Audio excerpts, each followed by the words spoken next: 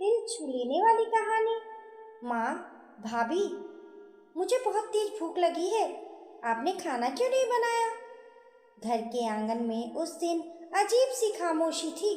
सुबह के 8 बज चुके थे, लेकिन ना तो रसोई में बर्तनों की खनक थी, ना ही किसी के उठने बैठने की आहट।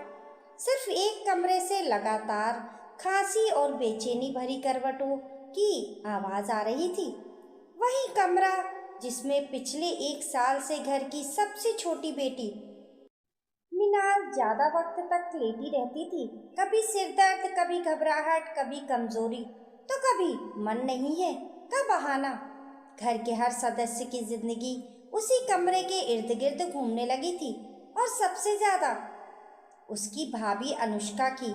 अनुष्का इस घर में 4 साल पहले बहू बनकर आई थी।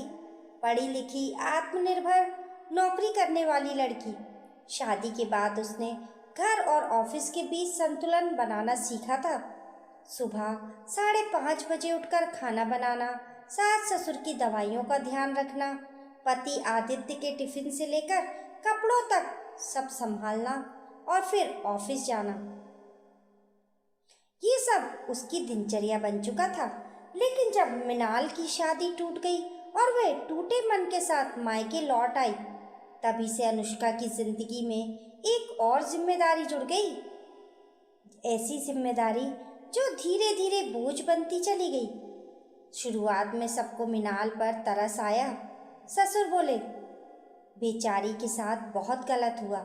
सास की आंखों से आंसू बहते रहते। इतनी छोटी उम्र में जिंदगी ने इतना बड़ा धोखा दे दिया। आदित्य अपनी बहन को देखकर बेचैन हो जाता, और अनुष्का, उसने बिना कुछ कहे मिनाल की देखभाल अपने सिर ले ली। उसके लिए खाना, दवाइयाँ, चाय, पानी, उसके लंबे लंबे रोने वाले किस्से, रात रात भर जागकर उसे समझाना, सब अनुष्का करती रही। धीरे धीरे हालात बदलने लगे। मिनाल की तकलीफ कम नहीं हुई, बल्कि उसकी आदतें बढ़ती चली गईं।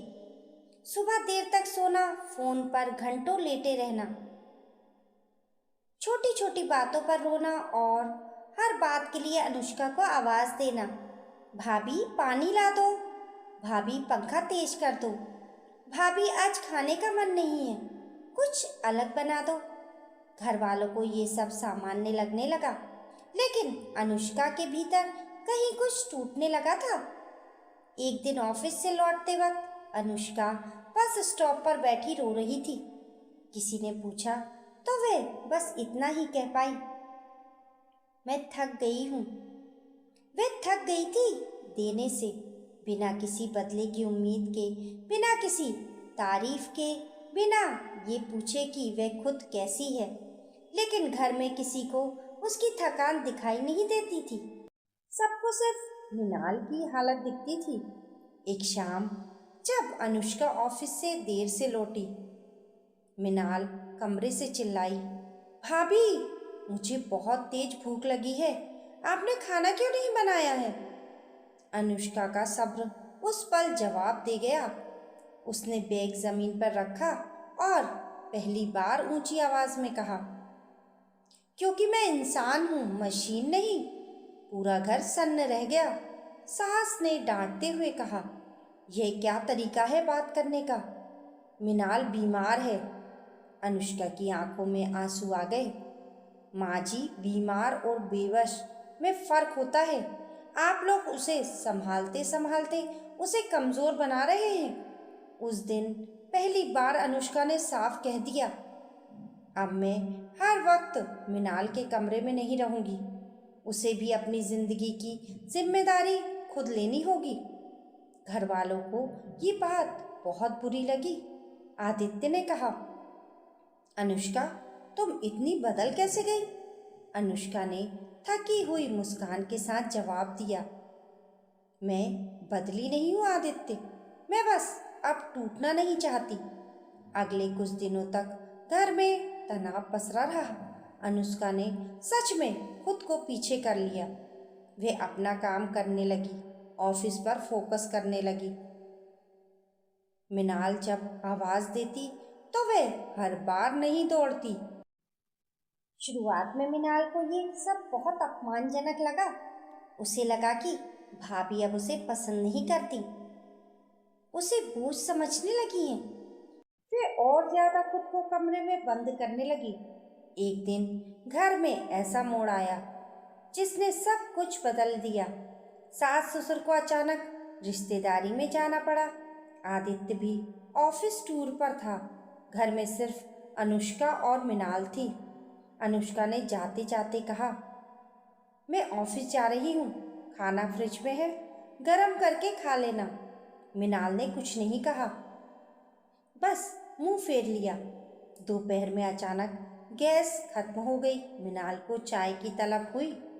उसने आवाज दी, लेकिन घर में कोई नहीं था।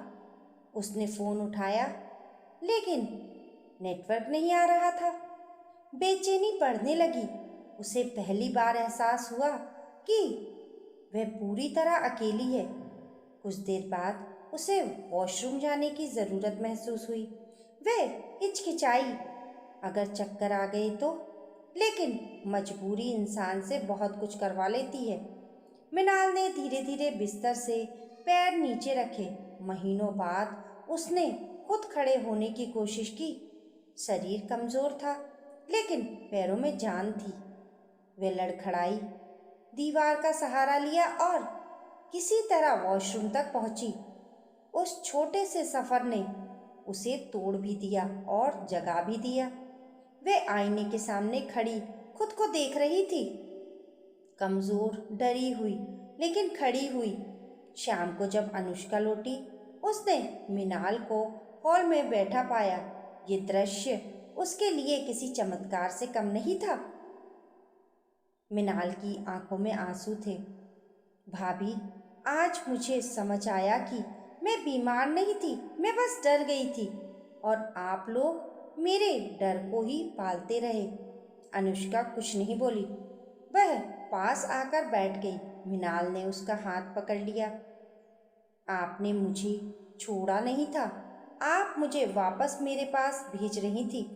उस दिन के बाद घर का माहौल बदलने लगा। मिनाल ने धीरे धीरे खुद के काम खुद करने शुरू किए। अनुष्का ने भी सीख लिया कि प्यार का मतलब खुद को मिटा देना नहीं होता। घर वालों को भी समझ आया कि जरूरत से ज्यादा सहारा कभी कभी इंसान को चलना भूलने पर मजबूर कर देता है। कुछ महीनों बाद मिनाल ने फिर से पढ़ाई शुरू कर दी। अनुष्का प्रमोशन की तैयारी कर रही थी। दोनों के रिश्ते में अब दया नहीं, सम्मान था। एक शाम मिनाल ने मुस्कुराकर कहा, भाभी, आज चाय मैं बनाऊं? अनुष्का ने राहत भरी सांस लेते हुए कहा, बस यही तो मैं चाहती थी कि तुम खुद पर भरोसा करना सीखो, क्योंकि उस घर ने ये सीख लिया था, जो इंसान प्यार को कमजोर बनाए वह सहारा नहीं, कैद होता है, और जो प्यार इंसान को खड़ा कर दे वही असली अपना होता है। दोस्तों, आपकी इस कहानी के बारे में क्या राय है? हमें कमेंट करके ज़रूर बताएं, और कहानी पसंद आने पर लाइक और शेयर करें। ऐसी ही अच्छी अच्छी कहानियों के लिए चैनल को सब्सक्राइब करना ना भूलें। मिलते हैं फिर एक नई कहानी के साथ। तब तक के लिए नमस्कार।